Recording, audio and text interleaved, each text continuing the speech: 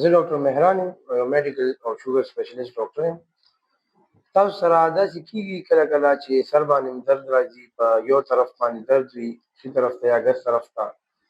او هغه داسې وي چې کله ډېر شي، کله لږ شي، کله یي کله نه یي، ډېر شدت سره راشي، یا سلي کې په شانتې وي، یا ځي او راځي، ورسره زړه خرابېږي، او یا داسې وي چې تاسو هغه دوران کې رڼا ته ګورئ، هغه در باندې ډېر بد لګي، او بیا هغې څخه بعد تاسو مطلب داسې وي چې یوازې کېدو ته هم زړه کېږي چې بس یوازې یو کمره کې ناست وئ، خوب هم ګډوډ وي او موډ هم خراب وي، غوسه ورسره راځي، کله کله ورسره الټۍ هم راځي، کله کله ورسره په سټ باندې درد وي، او دا اټیک تاسو ته داسې کېږي چې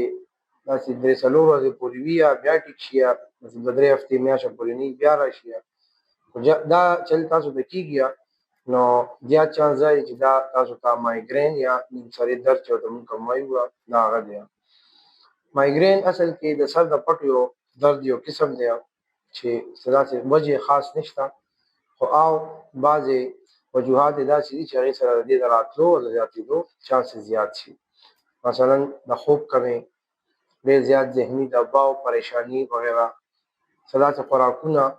بعضې د چاکلیټ یا کافي وغیره، هغې کې بعضې د زنانو د ماهوارې دوران کې هم داسې قسم درد زیات شي.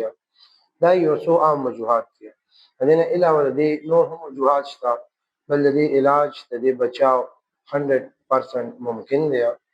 تاسو ته داسې قسم درد وي، تاسو د دې لپاره فوري خپل علاج وکړئ.